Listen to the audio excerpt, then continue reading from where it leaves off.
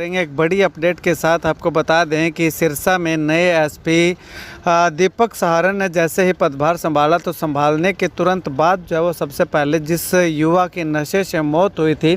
उस युवा के घर पे पहुंच करके उसके परिवार को सांत्वना देने का काम किया और इसके साथ ही एक आश्वासन दिया कि उनका जो बेटा नशे से जिसकी मौत हुई है वो चला गया सो चला गया, लेकिन आने वाले समय में किसी और का बेटा जो है वो नशे से नहीं मरेगा। ये बात जो है वो एसपी साहब ने, जो कि सिरसा के एसपी हैं दीपक सहारण, उनके द्वारा जो है वो मृतक युवक के परिजनों को कही गई बताई जा रही है। ऐसे में अगर बात करें तो ओटू में पिछले दिनों अगर बात करें तो नशे से युवा की मौत हो चुकी थी और रानिया की अगर बात करें तो रानिया में लगातार जो वो दिन प्रतिदिन नशा बढ़ता जा रहा था। शासन और प्रशासन उस पर रोक लगाने में लगातार जो वो नाकाम साबित हो रहा था। तो इसी बीच अब तैनाती होती है एक जांबाज अधिकारी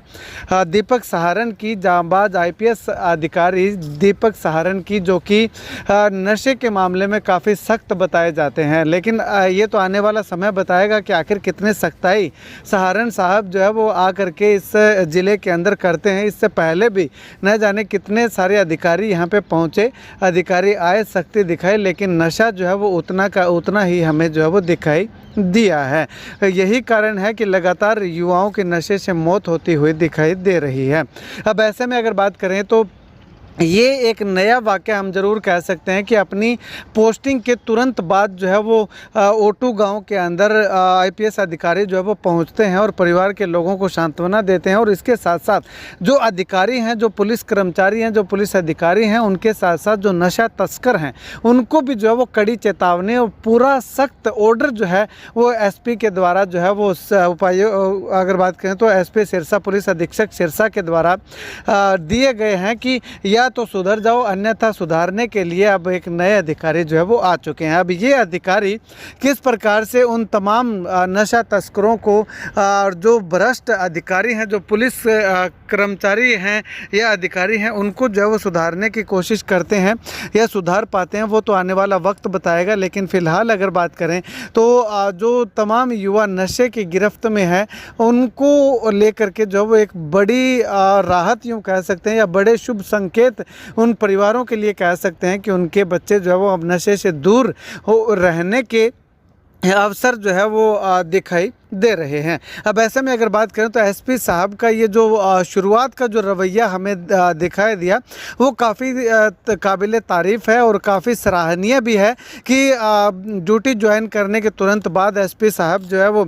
जिस युवा की नशे से मौत हुई उस परिवार को मिलने जाते हैं, उनको आश्वासन देते हैं, सांत्वना देते हैं और आने वाले समय में नशे पे अंकुश लगाने की लगातार दावे जो है वो एसपी साहब के द्वारा किए जाते हैं। अब ऐसे में ये दोबारा फिर से मैं वही बात हम लोग जब वो दोहरा रहे हैं कि इससे पहले न जाने ऐसे कितने आईपीएस अधिकारी आए, ऑफिसर आए जो नशे को लेकर के काफ़ी सख्ती जो है वो उनके द्वारा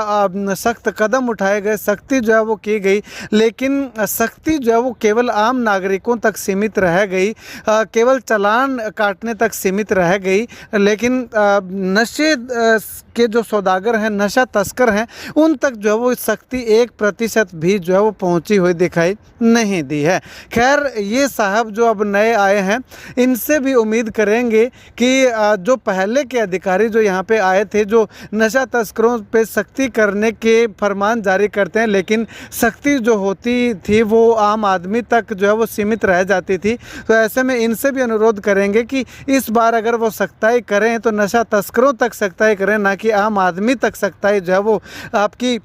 सीमित रह जाए, और जिससे कि आम आदमी परेशान होने के बजाय नशा तस्करों को जो है वो किसी न किसी तरह से नशे की सप्लाई करने में परेशानियों का सामना करना पड़े, जिससे कि नशा की सप्लाई जो है वो कम हो सके और युवा जो है वो नशे से जो है वो लगातार दूर रहने में कोशिश कर सकें, दूर रह करके एक अच्छे समाज का निर्माण करने का सहयोग कर सकें। खैर, आप इस वीडियो को लेकर के क्या कुछ कहना चाहेंगे कमेंट सेक्शन में कमेंट करके ज़रूर बताइएगा। क्या आपको लगता है कि एसपी साहब की सख्ती जो है वो नशा तस्करों तक पहुंच पाएगी, या फिर पहले की तरह आम आदमी तक ही ये सख्ती जो है वो सिमट करके रह जाएगी? वो आप कमेंट सेक्शन में अपनी राय ज़रूर दीजिएगा।